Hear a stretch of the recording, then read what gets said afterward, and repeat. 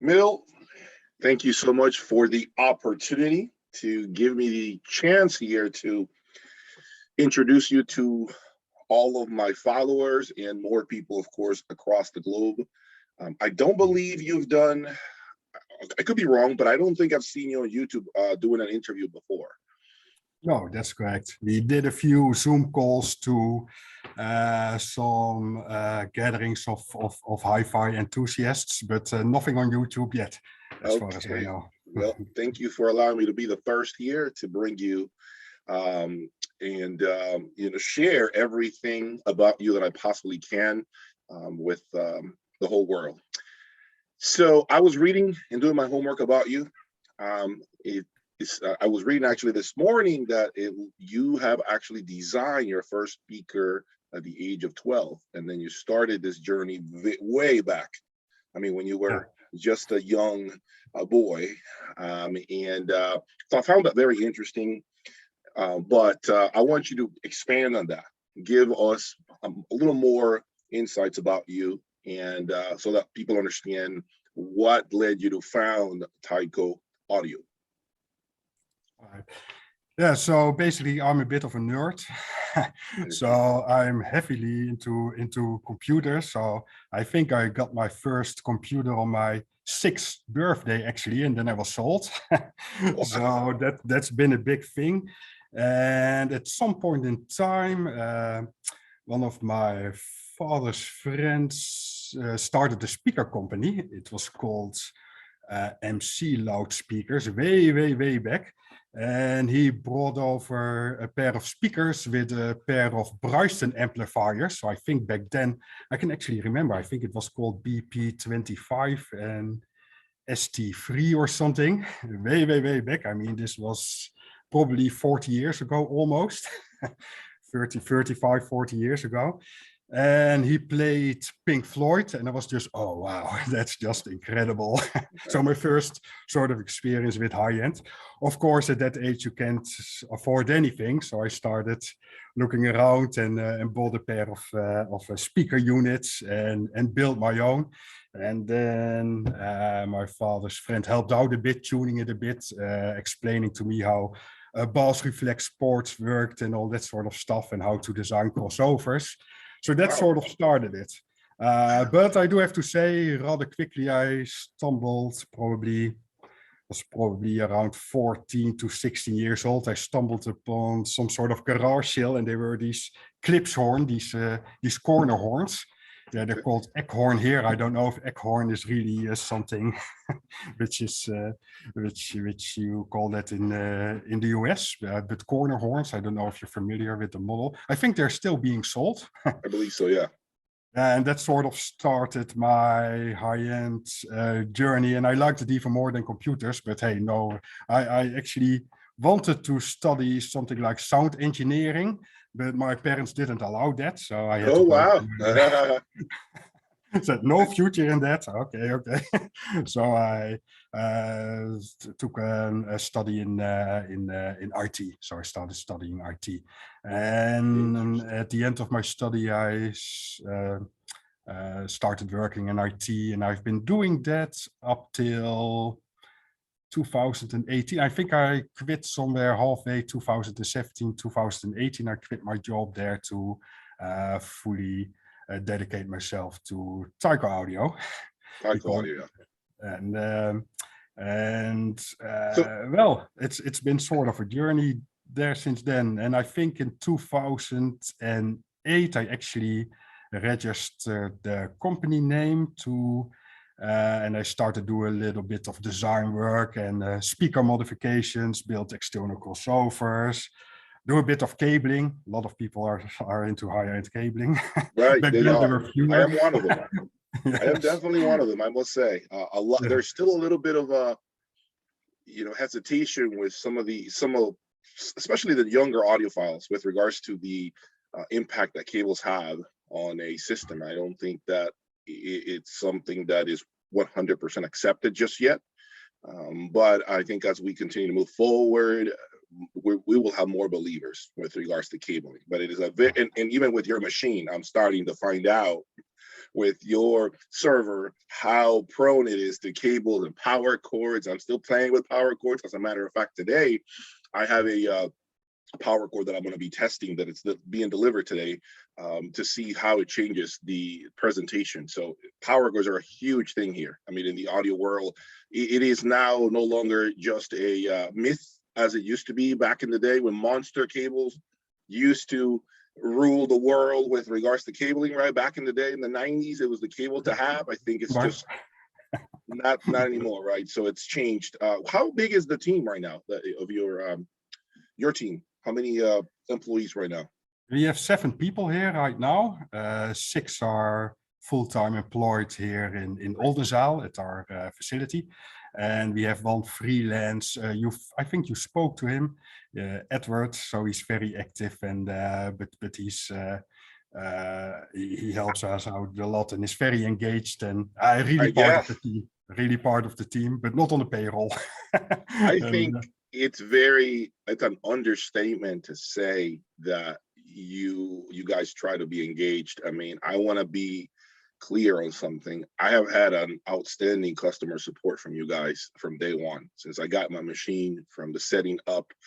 You were just a few days ago helping me put the files, my local files, on the hard drive. It has been just an amazing experience. I was telling a couple of my friends that I almost feel as if I had a full-time employee under me helping me with my machine, because you guys are so dedicated and so passionate about your product. It's unbelievable. It feels that it's so close to your heart in many ways that you don't want to leave your product abandoned out in the field and let people just, here it is, figure it out. We got our money, moving on, right? You are just there. If you could be in everybody's house, you would be more than happy to do this, I'm sure, because the level of passion that I sense from you when we communicated is incredible. You're responsive. You are, I mean, it almost feels like you don't sleep, quite frankly. I mean, I send you an email and a few minutes later, I'm getting a response back, regardless of the time. And that's something I cannot say about many other brands out there. So I want to definitely thank you, and I want to make sure people understand the level of support they get when they buy one of your products. Mm-hmm. Okay. Yeah, I think it's a bit mandatory, because a lot of our customers are actually new to streaming.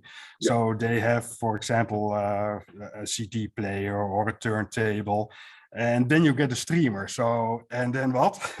Yep. Or even if you have something like a Roon Nucleus, which a lot of people have, and you actually want to transfer your Roon core to another system, you need to transfer your playlists. It does not go automatically, so you have to take a backup of your old machine, restore on a new, and you could have people struggling with that. And if you're new to that, you might take days figuring it out. Yeah. So it's sort of included with the product, and we just hired a new guy who's going to assist in support starting the 1st of December next week. So very much looking forward to that.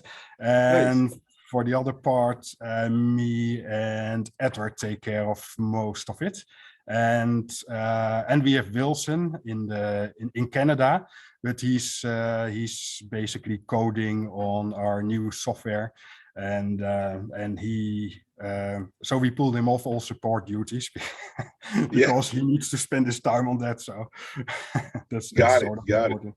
Yeah. I know your software is called the Taiko audio software, or TAS, as some people refer to it. And I wanted to know, what do you feel sets it apart from other streaming softwares?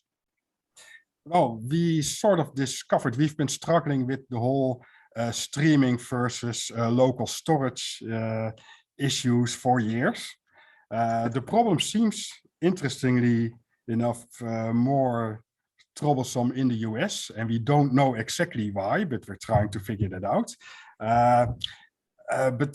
Yeah, there's a whole lot to it. First, let me say that we actually regard a high-end system, including everything connected to it, as having the same sort of similar impact. So it doesn't actually matter if you have a DAC or a preamplifier or power amplifier, speakers, cabling, your power utility, everything connected to your system, it all has an effect. And you can say, hey, who cares about your server? Well, Oh, It's just the server. I let me think tell back you. in the day they would say, "Hey, who cares about your turntable? You have your phono preamplifier. It just needs to vibrate and generate some sort of audio signal, and it needs to be converted to audio." So I think really everything matters. In fact, if you even we've run some experiments here.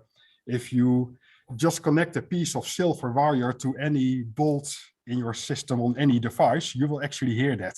So just as Wow. an example, I think actually some people released that as a commercial product, but I can't really remember the name. So this was sort of a special silver wire, Right, right. special quality silver wire to connect to your equipment for a more open top end. So it's sort of interesting that sort of those signatures come through anywhere.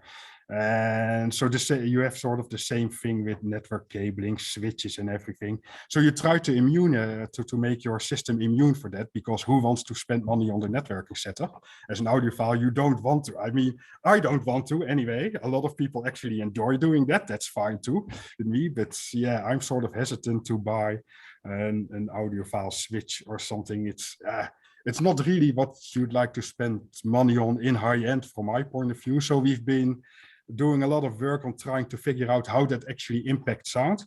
And so we discovered some pieces of the puzzle. I don't think we solved the entire puzzle, but part of it can be fixed in software. Interesting. And Hmm. yeah, so and there's also something else, which is, so this is a bit of voodoo for a lot of people in high end. This is really crazy.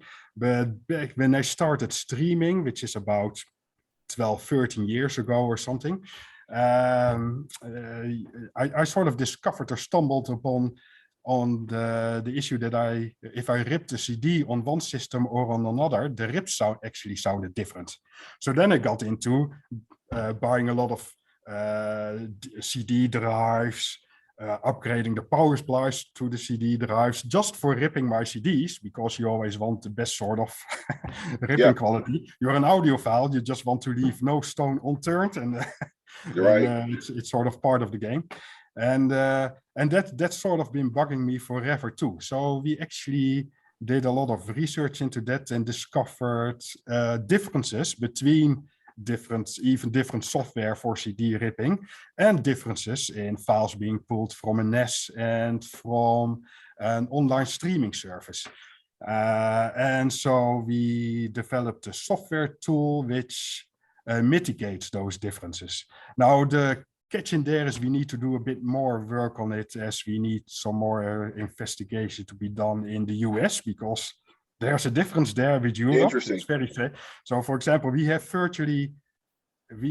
I mean, here we're at 95 to 98% sound quality for streaming versus local file playback. But Okay. that's not the case everywhere. So Yeah. we need to sort of figure out what the differences are. We've uncovered a few, so we have quite a large active user base. And as you mentioned, we do a lot of support. So we have a good friendly connection with a lot of our users, and that helps us actually, because they're willing to run experiments Oh, and absolutely. give us feedback back. Yeah. So Yeah. we No. have a large sort of sample pool across a lot of systems over the world, which Yeah. helps a lot trying to figure out what this is, because yeah, we just don't know everything. We sort of Right. figure stuff out as we go along. I And was just actually talking to a friend of mine who mentioned to me something very interesting. He wonders if the sound quality in Europe is just better from streaming services than it is here in the US, because of all the travel that this signal has to do, right, through the ocean and whatnot until it gets here. And so, how much does the quality diminish when we are here? Or are there any other factors that are impacting the sound, negatively speaking, here? We really don't know. What I can tell you is I do find a difference, at least in my system, when I compare local files to streaming, regardless of what software I'm using. There is definitely a difference. One of the biggest things I've noticed is a lot more fullness in the presentation with local files. There is songs that I've known for a long time that I never realized the bass was a little lean sounding until I played the local file, and the local file seems to add that muscle, that impact that streaming doesn't have. And I know, of course, we know there are many albums on these streaming services that you could be playing a different variation of the song, right? Remaster copy and whatnot. So I try to keep everything apples to apples. I look for the specific album to make sure it's 100% the same album as my local album, and do my comparison volume match completely. Typically around 82 decibels is what I use, averages, just to get it to sound to my liking, what I'm used to. And there are, of course, some files where I think it's a lot closer, some songs where not too big of a difference, but there are some out there that I find I can't believe the difference in the sound quality. I'm almost in disbelief. Someone told me that if you have a CD, and if we could rate digital playback in general, he said a CD, in his opinion, is a 10. Then he says local files is 9.5, and streaming to him, it's still around the 7.5, in his opinion. Of course, that's open to debate. We can have different discussions about this, but I can tell you that the local for me has been a mind-blowing, local files have been a mind-blowing experience. I wish people can come into my room and hear what I hear. And by the way, I have tried it with several amplifiers, several preamplifiers as well, to make sure that I am hearing correctly. And right now I'm running a VAC Master preamp, as well as a solid state preamplifier, and the differences are there when I switch, and let alone when I use a DAC directly into the amplifier. So to your point, there are so many different things that underlying causes that you need further investigation, right? That it's kind of hard to pinpoint why this is occurring.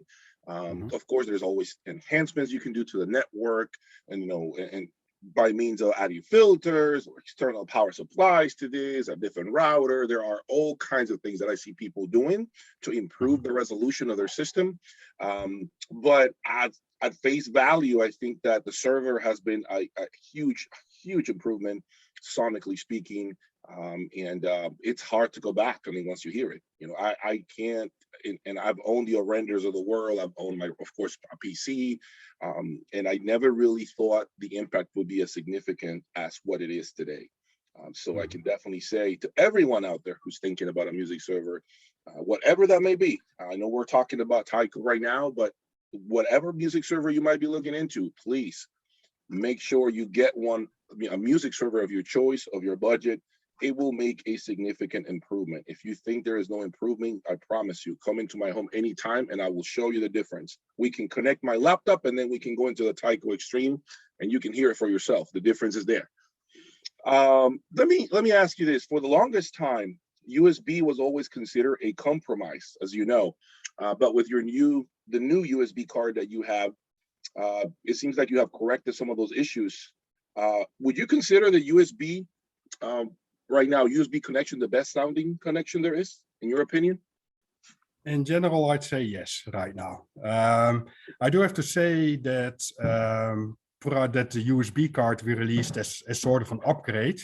And that's part of sort of a package, because we also have our own USB driver. And that all, it sort of works together, and you have USB controller firmware. And that all sort of that works together to create some sort of synergy in the whole streaming playback. And we're developing, obviously, as you know, our own software player, so that all works together. It's all a part of the puzzle. And the old USB port, which was there, can take full advantage of all those enhancements we made. Because you can't modify the firmware of the USB port which is in that server, and you can't drive it like we're doing without all that. So it sort of all works together, and it's in general an upgrade altogether. But it's a package deal. Okay. Before we really only used Roon software, and well, that did perform very well. So what we did for that, we actually developed this server initially for Roon. So and what we did and what's different from other companies, I've still not seen a company doing that actually, is we have two CPUs in there. So, and what's the difference between two separate CPUs and just two devices? Because this, I think virtually everyone knows Roon. Talking about Roon recommends using two devices, your core and an endpoint, and then a networked endpoint. So ideally from a Roon perspective, you'd have an Ethernet input in your DAC, which runs Roon endpoint software, and you have your Roon core, which does all the navigating, browsing, lookup, and which sends data to that smaller computing core, which is then located inside your DAC, or which is a small external device with a USB connection. That's obviously possible too. But all of those devices, both devices are running a complete operating system with have to handle all the I/O. And so there's an amount of processing anyway, whether you distribute it over two systems or not. It's reduced on both, but there's still significant activity. So what we've done is we have a single system with two CPU cores, and one runs the operating system and input and music navigation, browsing, all that sort of stuff, handles networking. And the other only handles the audio processes, exclusively the audio processes. So without an operating system, because the operating system is running on the other CPU. And one is just strictly only running audio processes and sending it to the output. So there's a difference there, because that's just more isolated than a dual processing sort of setup could do, a dual device setup could do, because that still goes to operating system. And then again, going back to everything matters, if you separate those, a Roon and a core and an endpoint, they both influence sound. So there's no isolation there. So everything connected to your system makes a difference. So then you'd have two devices both influencing your sound quality. So from our perspective, that was actually not that great a solution. So we went this route. Yeah, I do still believe I've not seen anyone trying the same, except in the do-it-yourself sort of area. And and speaking about that, actually, the do-it-yourself crowd, of course, there's always going to be those that are, what's so special about the machine, and you've gone over some of these qualities, some of these specifications. You're always going to get those people that are going to say it's that the computer, the price is this and that, and it's off-the-shelf parts. I want you to talk to people right now that have that mentality, and let them know what is special about your machine. Holistically speaking, what do you feel you do that is not as easily accomplished by someone who can just go to a local retailer and buy the parts and try to build it themselves? Yeah, part of the parts a lot of parts are custom designed, so you can't actually buy those. Okay. So that's obviously a difference. But then again, do it yourself. I've been doing that most of my life, so yes, it's fun to do. And you have your upgrades all the time with the budget, because you can change a single capacitor and get sort of a different sound signature, or a different piece of wire, a different resistor, tune your system a little bit differently, adjust some parameters. There's no end to what you have in your toolkit to change the sound of your system. And it's always nice to hear something different. Mm-hmm. Of course, it always ends up with somewhere over tweaking on one specific area, and then figuring out at some point in time some other sort of type of music all of a sudden sounds horrible. So there's a lot of that. And yeah, I'd say if you build one of our servers yourself, you're actually going to spend, not counting the products, the exclusive parts, but say there are do-it-yourself alternatives to that, you would still spend something like 2/3 or something of what a server retails for.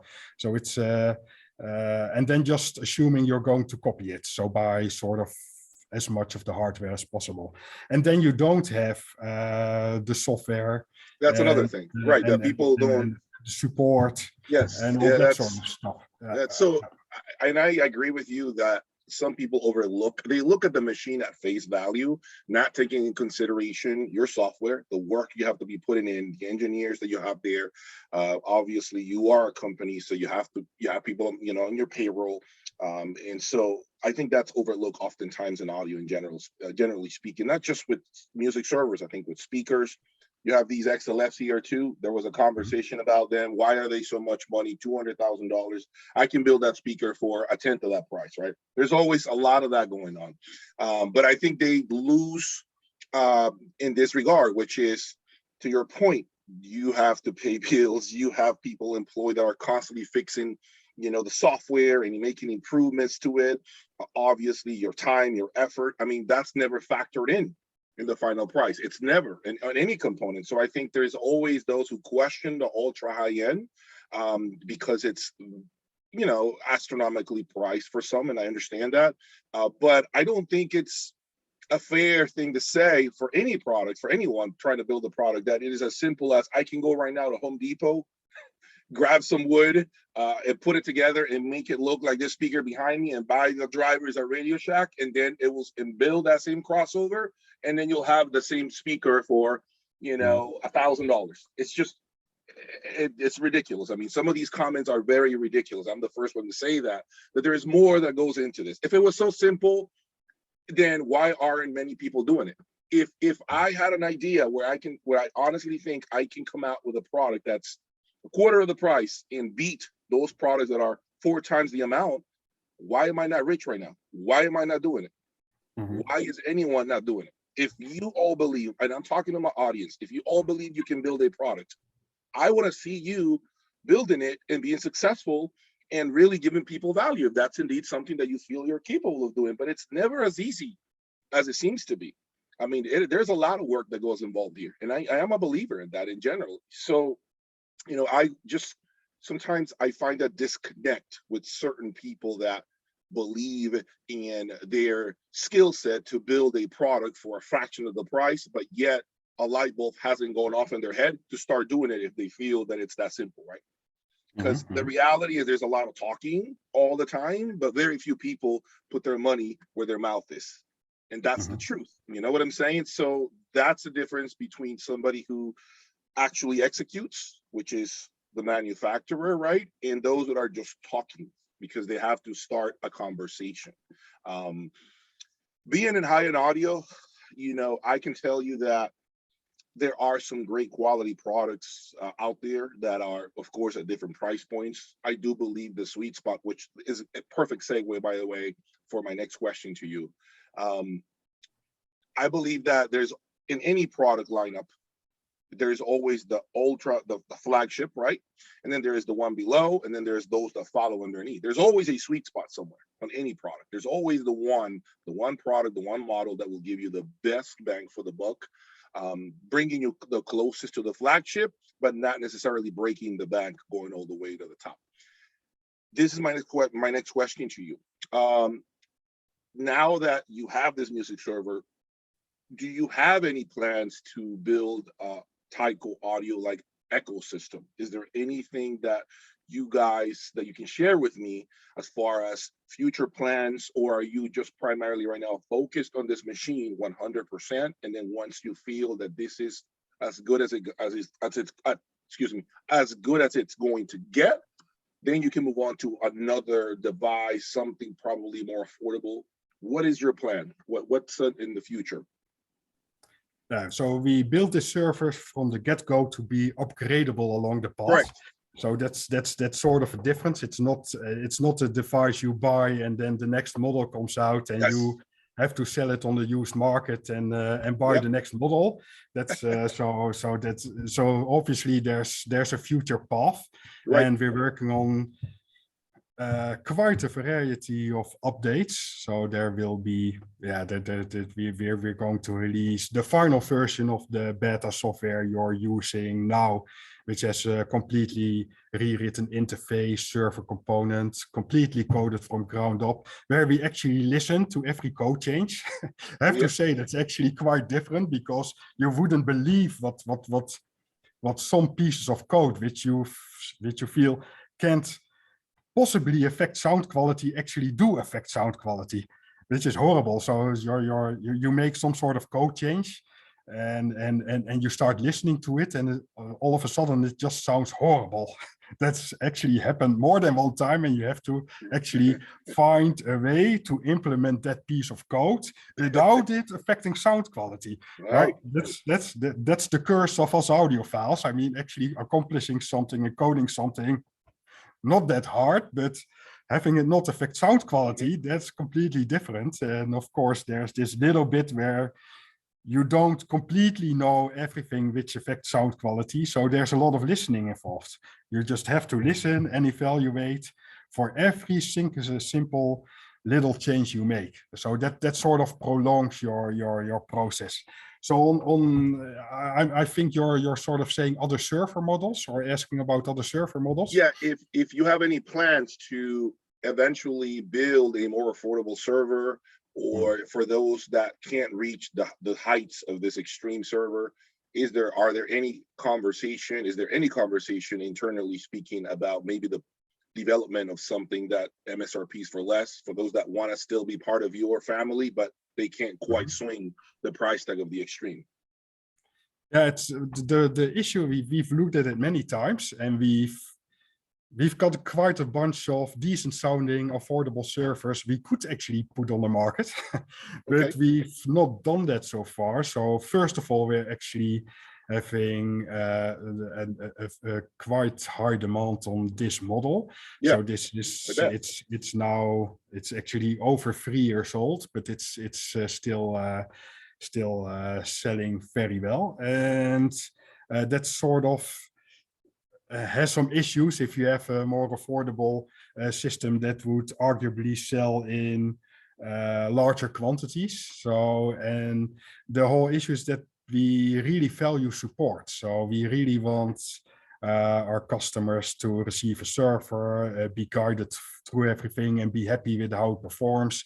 If they feel it sounds a bit off, we're there to help out and figure out what to do, what to change. And it's just going to be impossible to do that for a more affordable server. I mean, basically we have we have 3 people on support, and that's more than full time. Yeah, no, understand.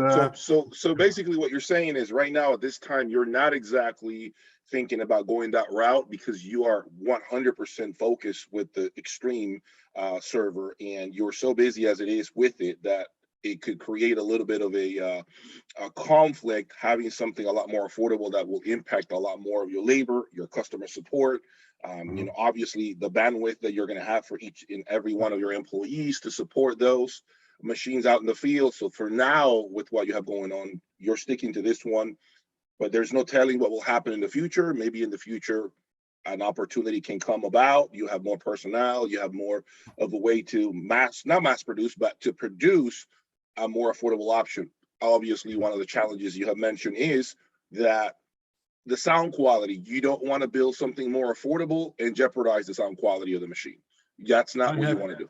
I have to tell you, maybe commercially not that brilliant, but if you just build something which sounds well, reasonable, decent, but you're used to something else, then it's I just have major issues with actually putting that on the market and saying, hey, well, you know. So for you, essentially, for you, it's not about, can you build something that's more affordable? Yes, you can. Yes, you're capable of doing that. But for you, if it doesn't move you, sonically speaking, you're not going there. Simple as that. You're just not going to take it in that direction, because you have 100% trust in the sonic impact of your current music server, and you are just completely not there to go into a more affordable market and then feel like that's not your best work, because you have to make a budget. You have to compromise your budget to get down to a more affordable tier group, which leads to not the best version of what you're capable of, sonically speaking. That's Exactly. essentially what you're saying. Got it. Yeah. Yeah, no, and I totally understand that. I 100%. It would be the same thing as, you know, a Ferrari building a car for $80,000. I mean, if you think about it, right, they're just not going to go there because it's not their best effort due to the budget constraints. So I understand that. I mean, I totally get that. How many listening rooms do you currently have right now? When you do in there? So we have free. We will have free, but we moved into this new facility about a year ago, and yeah, so Corona has had this nice effect on shortages in building materials and Of course, yeah. people available for construction activities. So it's moving a bit slow. So we have a large listening room. Our largest listening room is finally going to be finished in 2 or 3 weeks, hopefully. They're just putting the flooring in. Then we need to install some walling panels and put the system in. So, but that's took, yeah, 8 months ago. We started on that 8 months ago or something, and just waiting for materials. So that's really. And then we have a second sort of medium, although that's still quite large. That's still quite large. And then we have a smaller room, which is more sort of a normal living room sized for Europe. And we have 3 systems which we use to in different types of rooms, and basically a solid state system, right. That's what I was going to ask you. Yep. And a tube system, and that matches better with specific loudspeakers and everything. So that's sort of, each of these systems are sort of working together the best way they can, and it's different price ranges. So we have sort of an old rebuilt Kenrick sound. I don't know if you're familiar with that. It's jayaudiolab.com. It's a Japanese company which refurbishes ancient JBL loudspeakers. Very nice. Kenrick sound. It's called Kenrick sound. They're on YouTube. It's very entertaining because they take movies of all their speakers they refurbish. And so we have that with a cat amplifier. And we have the Magico A5 with AudioNet electronics, so the Stern Heisenberg. Wow, very nice. A5, okay. Yeah, that's for sort of your smaller, medium-sized rooms. And we have the 4-panel LC Fox loudspeakers, which is a 5-way ribbon loudspeaker. So that's 4 panels. Wow, beautiful panels, woofer tweeter. And we run that with amplifiers, which are sort of, they are tube, but it's sort of, they call that triode FET or something. So it's sort of a marriage between tubes and FETs. I don't know how it exactly works. So back in the day, I would have opened it up and checked it out and see what's going on under the hood. But you're too busy right now. I don't have time for that anymore. You don't have the time really for that. Curious. But I'd say it's 80% tubes, but with solid state power behind it. So it's a nice marriage in between, and yeah. So those are basically the 3 systems we use. So we have 2 disassembled right now, as our big listening room is about to be finished. Nice. And we're doing some other projects, and and I think we'll have all 3 fully back up and running in before Christmas anyway. Before Christmas. So looking forward to that. Yeah. And now Are you currently using in those systems, is it only the standalone music server, or are you also doing other tricks behind that? For instance, power supplies on certain filters or routers, or a specific device behind the music server, or is it just music server plugged into the wall, and then USB out Mhm. into your dock.